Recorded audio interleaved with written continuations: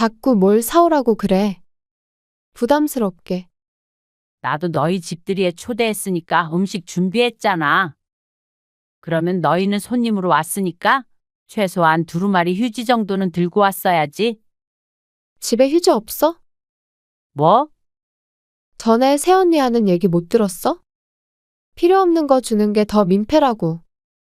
그럼 필요한 걸 주면 되잖아. 두루마리 휴지? 아이고, 알겠어. 내가 인터넷으로 주문해 줄게. 됐지? 남의 집 갈 때 빈손으로 가면 안 된다는 거 몰라? 엄마 아빠도 그런 적 없는데 너희는 왜 이러는 거야? 아니, 여기가 남의 집이야? 남의 집 아니면 선물 하나 들고 오는 게 그렇게 어려워? 집들이는 꼭 해야 한다고 해서 했더니만은 누가 휴지 갖고 싶어서 이러니? 부모 자식 간이라도 그 정도의 예의는 보이라는 말이지. 한두 살 먹은 어린애들도 아니고 말이야. 어디 가서 이러면 엄마 아빠 얼굴에 먹칠하는 거야. 오늘 이야기 속 주인공은 62세 정영선 씨입니다. 그리고 그녀의 자식들에 관한 이야기입니다. 자식들은 원래 그런 건지 아니면 정 씨의 자식들이나 사위 며느리만 그런 건지 몰랐습니다. 부모에게 대접받는 것은 당연하고 반대로 자식이 부모에게 주는 것은 작은 선물일지라도 불필요하다는 자식들.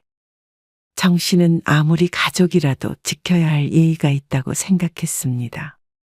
명절에 정 씨의 집에 방문할 때 병문 안에 그리고 집들이에 빈손으로 오는 자식들에게 한마디를 했더니 남도 아니고 가족끼리 돈 아깝게 선물이 뭐가 중요하냐는 말에 정 씨는 동의하지 못했습니다. 선물의 가치가 중요한 것이 아니라 성의가 중요한 것이라고 생각했습니다. 명절에 상다리 부러지게 자식들 밥상 대접하는 부모에게 과일 한 봉지도 사오지 않는 그 성의에 정 씨는 실망했습니다. 자신들이 받는 건 그저 좋다고 하는 자식들이 왜 역지사지는 안 되는지 몰랐습니다.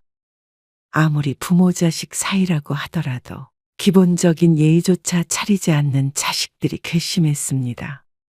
그런 정 씨에게 너그럽지 못하다고 혀를 차는 자식들. 그래놓고 손 하나 까딱 안 하고 얻어먹기만 하는 자식들에게 정 씨는 더 이상 집 문을 열어주지 않기로 했습니다. 정 씨 부부는 아들 하나, 딸 하나가 있었습니다. 정 씨는 공무원이었고 남편은 회사원이었습니다. 안정적이고 조금은 여유로운 환경에서 자식들을 키웠습니다. 딱 남들만큼 부족하지 않게, 그렇다고 넘치지도 않게, 그렇게 평범하게 키웠다고 생각했습니다. 딸은 좋은 대학을 졸업해 금융회사를 다녔고, 아들은 정 씨처럼 공무원이 됐습니다. 이만하면 자식 농사는 잘 지었다고 생각했습니다. 그런데 늘 받기만 하는 게 익숙한 자식들이라 그런지 부모에게는 베풀 줄을 몰랐습니다. 결혼 전에는 이해했습니다. 그런데 결혼 후에도 어쩜 이렇게 기본적인 예의가 없나 싶었습니다. 정 씨는 그렇게 키운 적이 없다고 생각은 했지만 결국엔 정 씨가 잘못 키웠구나 생각했습니다. 아들이 결혼하고 처음 명절이 왔을 때였습니다. 6년 전쯤 전의 이야기였습니다. 이 정도면 음식 충분하겠어? 넘치지. 어제 전복 살 때 낙지 같은 거라도 좀 사올 걸 그랬나? 웬 낙지?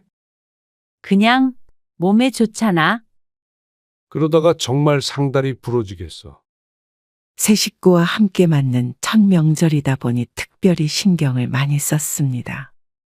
차례도 안 지내는데 밥상 차리는 장을 보는 데만 수십이 들었습니다. 전복, 한우, LA 갈비에다가 잡채며 뭐며 잔치상에 올라가는 맛있는 음식은 다 차린 것 같았습니다. 정성을 담았죠. 지연이는 언제 온대? 아까 출발했대. 아이고, 지 오빠네보다 늦겠네. 혼자 사는 애가 뭘 그리 꿈을 대. 직장 다니며 자취를 하고 있는 딸도 모처럼 다 같이 모이는 날이었습니다. 명절 전날 저녁 밥상을 차리고 자식들을 기다리는 마음이 설레었습니다. 그리고 얼마 안 있어서 아들 부부가 먼저 도착했습니다. 어서 와. 차 안 막혔지? 가까운데요. 안녕하셨어요. 그래. 잘 지냈어? 현관 앞에서 인사를 주고받았습니다. 하룻밤 묵고 갈 것이라 그런지 아들과 며느리의 손에는 각자 짐이 들려 있었습니다. 그 중에 아들의 손에 들린 쇼핑백에 눈이 갔습니다. 건강식품 로고가 그려진 가방이었습니다. 아유, 뭘 이런 걸 또 사왔어. 남편도 받는지 받아들기 위해서 아들을 향해 손을 내밀었습니다. 그런데 아들이 그 손길을 피해 쇼핑백을 뒤로 휙 빼며 말했습니다. 아, 산 거 아니고 이따가 갈아입을 옷 챙겨온 건데요. 그러면서 고개를 갸웃거리며 신발을 벗고 들어왔습니다. 허공에 멈춘 손이 민망해진 남편이 헛기침을 했습니다. 그 모습을 보고 있던 정 씨도 괜히 귀가 빨개지는 기분이었습니다. 아들 며느리는 아무렇지도 않게 들어왔습니다. 그리고 아들이 오면 쓰던 작은 방에다가 자신들의 짐을 내려놓고 나왔습니다. 빈손으로 말이죠. 정 씨는 내심 섭섭했습니다. 결혼 전이야 그렇다 치더라도 결혼 후에 처음으로 맞는 명절인데 과일 하나도 안 사왔나 싶었습니다. 하다못해 음료수라도 사왔으면 몰랐습니다. 정 씨도 시집을 가든 친정을 가든 빈손으로 간 적이 없었는데 아들이 달랑 자기들 짐가방만 들고 온 걸 보니 당황스러웠습니다. 선물을 받고 싶어서가 아니라 그게 예의가 아닌가 싶었습니다. 뭐 많이 차리셨네요. 아, 응. 배고프지? 네. 엄청 배고파요. 아들과 며느리는 입맛을 다시며 밥상 앞에 앉았습니다. 지연이도 곧 도착한대. 잠깐만 앉아 있어. 상 좀 덜 차렸거든. 여기서 더요? 정 씨는 부엌으로 들어왔습니다. 그리고 분주하게 국을 데우고 김치를 썰었습니다. 뒤따라 들어오는 사람은 남편밖에 없었습니다. 숟가락 놓을게. 국을 쟁반에 받쳐 들고 나가자 아들과 며느리가 웃으며 대화를 나누고 있었습니다. 그리고 얼마 안 있어서 딸이 도착했습니다. 왔니? 오빠는 벌써 왔네. 네가 늦은 거야. 딸은 아들보다 더했습니다. 짐가방조차 없이 휴대폰만 덜렁 들고 온 모습에 정 씨가 물었습니다. 너는 옷 같은 것도 안 가지고 왔어? 엄마 거 빌리면 되지. 아들 며느리에게 서운하니 딸에게도 비슷한 감정이 들었습니다. 편히 오고 갔던 집이지만 그래도 명절인데 뭐 하나 챙겨오는 사람이 없나 싶었습니다. 그렇다고 음식 준비를 도와주는 것도 아니고 말이죠. 잠시 후 5이서 둘러앉아 식사를 시작했습니다. 이거 다 준비하려면 엄청 오래 걸렸겠다. 그럼. 어제부터 엄마 엄청 바빴다. 집에 갈 때 싸가야지. 식사 후에 치우려는데 정 씨 부부만 자리에서 일어나 상을 옮겼고 젊은이 셋은 이야기를 나누느라 바빠 보였습니다. 원래는 다 같이 먹고 다 같이 치우는 분위기였지만 새 식구가 처음 들어온 것이니 이해하자 싶었습니다. 먹은 것을 정리한 뒤에 둘러앉아 얘기를 하다가 정 씨가 아들에게 말했습니다. 내일 너 처가에 갈 때 뭐라도 사가야 해. 빈손으로 가면 안 되고. 그러자 아들이 정 씨의 뜻을 알아들은 듯이 아 하고 고개를 끄덕였습니다. 총각 때는 집에 온다고 뭘 사들고 오지 않으니 그럴 수 있었습니다. 그런데 이어지는 며느리의 대답을 들으니 아들 내외가 뭘 몰라서 빈손으로 온 게 아니라는 걸 알게 됐습니다. 아, 제가 사오지 말자고 한 거예요. 태연하게 말하는 며느리를 정 씨가 당황스러운 표정으로 바라보았습니다. 저희 집에도 아무것도 안 사가려고 하는데요. 왜? 필요할지 안 할지도 모르는 걸 선물이랍시고 가지고 오면 처치곤란이잖아요. 냉소적인 대답에 정 씨는 잠시 놀랐습니다. 저는 그게 더 싫더라고요. 다 허례허식이잖아요. 명절에 모이는 건 어쩔 수 없는 거지만 가족끼리 뭘 주고받고 그런 부담을 주는 건 좀 아닌 것 같아서요. 아니, 뭐 꼭 좋은 선물이 아니라 그래도 과일 바구니라도 사가야지. 에이, 요즘에는 그런 거 잘 안 따져요. 며느리의 말도 완전히 틀렸다고 할 수는 없겠지만 실용성을 떠나 예의 문제가 아닌가 싶었습니다. 하지만 사돈네는 또 성향이 그럴 수도 있으니 정 씨가 그래도 사와라 할 수가 없었습니다. 아들은 며느리의 말에 공감하듯이 고개를 끄덕였습니다. 나도 빈손으로 왔는데. 엄마 집에 오는데 뭘 사와야 해? 우리 엄마 꼰대 다 된 것 같은데? 시어머니가 돼서 그런가? 딸까지 며느리의 의견에 동조했습니다. 그러니 자신이 딸의 말처럼 너무 꼰대스럽나 싶었습니다. 요즘 사람들은 그런 걸 신경을 안 쓴다니 신경을 쓴 정 씨가 이상한 사람이 된 듯했습니다. 그리고 딸이 결혼한 뒤에도 당연하다는 듯이 빈손이었습니다. 죄송해요. 뭐라도 사왔어야 하는 건데 급하게 오느라. 에이, 괜찮아. 우리 엄마 아빠는 그런 거 신경 안 써. 사위의 말에 딸이 얄밉게 대답했습니다. 정 씨는 어이없어 하면서 딸에게 말했습니다. 너 사돈네 갈 때는 꼭 사가라, 어? 그러자 딸의 대답이 황당했습니다. 에이, 당연히 그때는 사가지. 뭐? 가풍이라는 게 있잖아. 형우 씨는 빈손으로 가면 안 된다고 그러더라고. 그러면 우리 집 가풍은 왜 빈손이야? 나도 사돈이랑 똑같이 생각해. 오히려 그 반대에 가까웠습니다. 며느리가 하도 신랄하게 말을 해서 반박하지 못했던 것뿐이었습니다. 요즘 젊은 사람들은 그게 쿨한 거라고 생각하는지 몰라도 정씨 부부는 여전히 예의 없는 행동이라고 생각했습니다.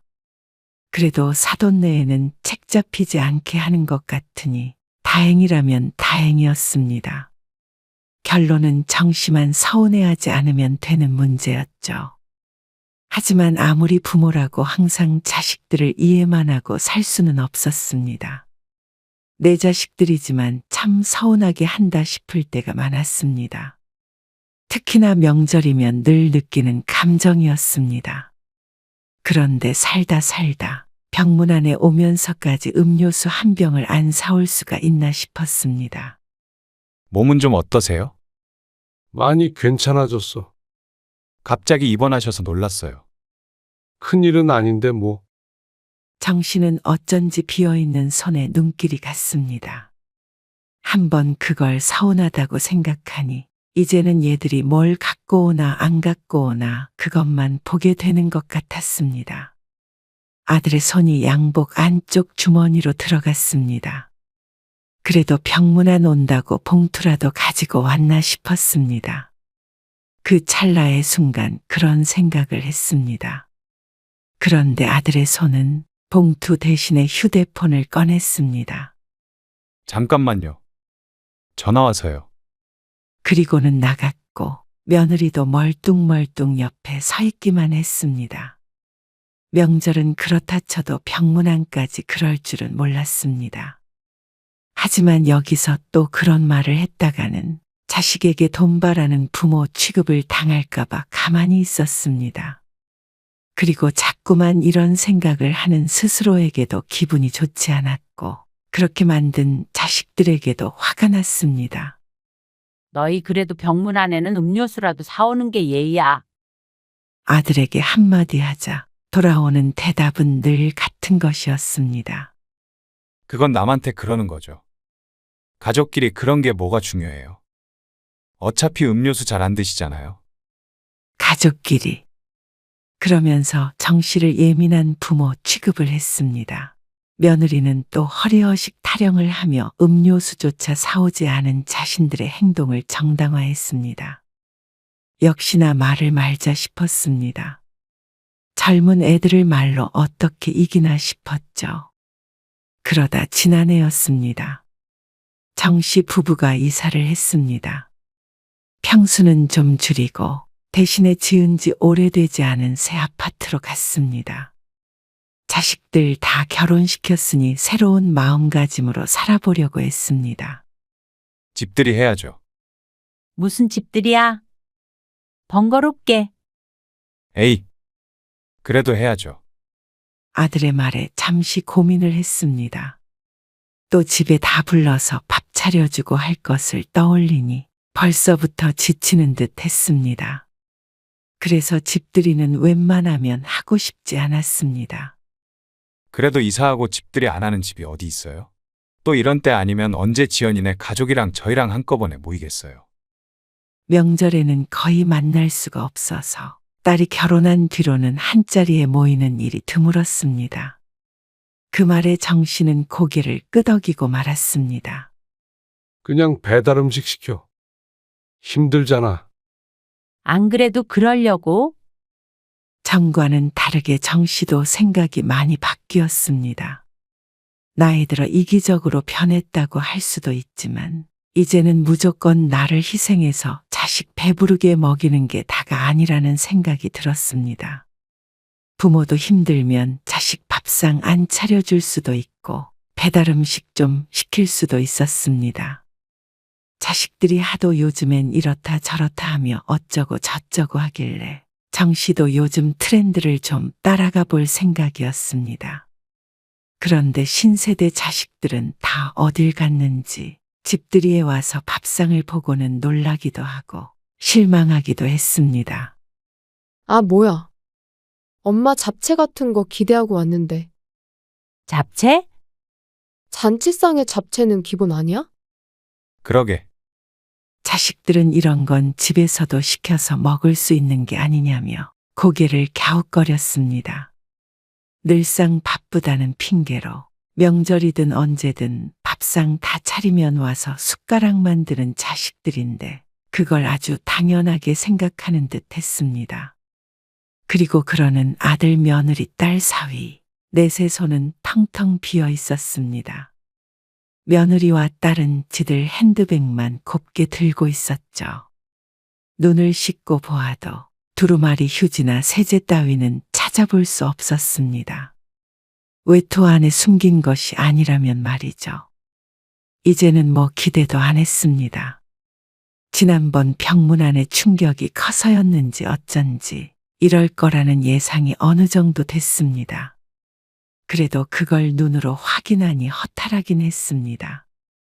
음식은 뭐가 있어야 한다, 또 뭐는 있어야 한다 그러면서 거들 생각은 눈꼽만큼도 없이 부모 시중 받아서 지들끼리 파티를 즐길 생각뿐인 것 같았습니다.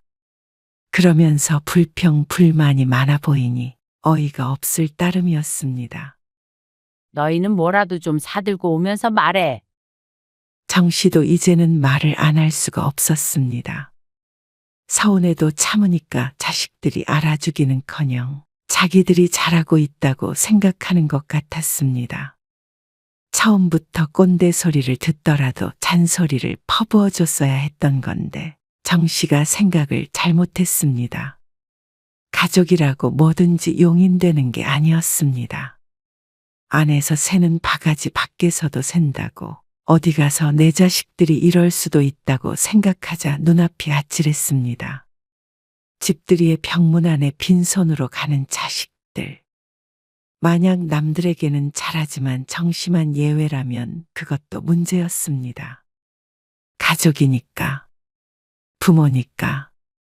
그 말이 참 싫어졌습니다. 대단한 걸 바란 게 아니었습니다. 부모가 자식 생각하는 것에 10분의 1만큼이라도 생각해 줬으면 했습니다. 차려주는 음식 먹고 놀다가 몸만 쏙 가버릴 것이 아니라 말이죠. 자꾸 뭘 사오라고 그래. 부담스럽게. 딸의 말에 정 씨도 화가 났습니다. 나도 너희 집들이에 초대했으니까 음식 준비했잖아. 그러면 너희는 손님으로 왔으니까 최소한 두루마리 휴지 정도는 들고 왔어야지. 집에 휴지 없어? 뭐? 전에 새언니 하는 얘기 못 들었어? 필요 없는 거 주는 게 더 민폐라고. 그럼 필요한 걸 주면 되잖아. 두루마리 휴지? 아이고, 알겠어. 내가 인터넷으로 주문해 줄게. 됐지? 황당하기 짝이 없었습니다. 정 씨가 두루마리 휴지가 그렇게 갖고 싶어 미치겠어서 이러는 게 아니었는데 말이죠. 그냥 성이나 예의 문제를 지적한 것이었습니다. 남의 집 갈 때 빈손으로 가면 안 된다는 거 몰라? 엄마 아빠도 그런 적 없는데 너희는 왜 이러는 거야? 아니, 여기가 남의 집이야? 남의 집 아니면 선물 하나 들고 오는 게 그렇게 어려워? 집들이는 꼭 해야 한다고 해서 했더니만은 누가 휴지 갖고 싶어서 이러니? 부모 자식 간이라도 그 정도의 예의는 보이라는 말이지. 한두 살 먹은 어린애들도 아니고 말이야. 어디 가서 이러면 엄마 아빠 얼굴에 먹칠하는 거야. 정 씨의 말에 자식들은 벙찐 표정이었습니다. 왜 이런 걸로 엄마가 화를 내는지 모르겠다는 얼굴이었죠. 아, 알겠어요. 진상 손님을 대하는 듯한 아들의 말투에 참나 소리가 절로 나왔습니다. 추잡스러워서 이런 말 하고 싶지 않았는데 꼭 말을 하게 만들었습니다. 남편이 눈짓으로 정 씨를 말렸습니다. 그래도 오랜만에 모인 자식들인데 분위기가 삭막해지는 걸 원치 않는 눈치였습니다. 그건 정 씨도 마찬가지였습니다.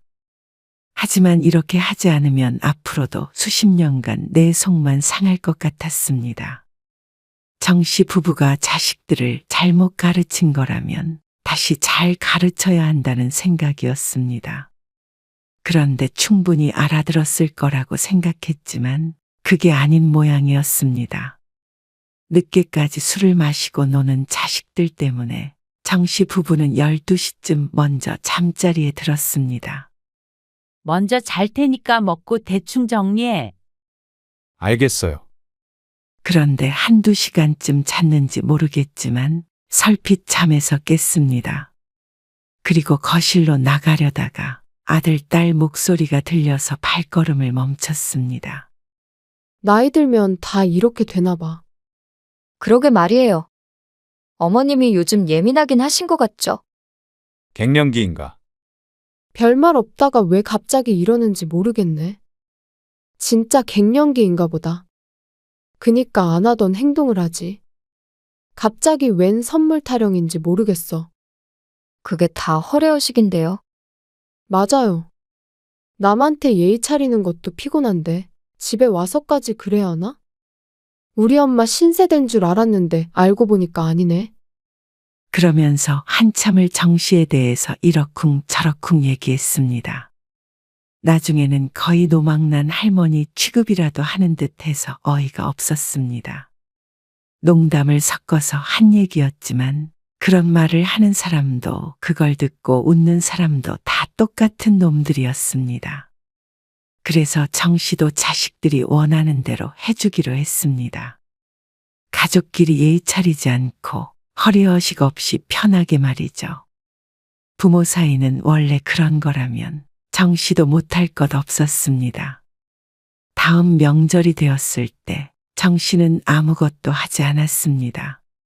명절만 되면 몸살이 나는 게 차례를 지내서가 아니라 자식들 밥 차리고 치우고 하는 걸 몇 번씩이나 반복해서였는데 이제 그걸 때려치우기로 했습니다.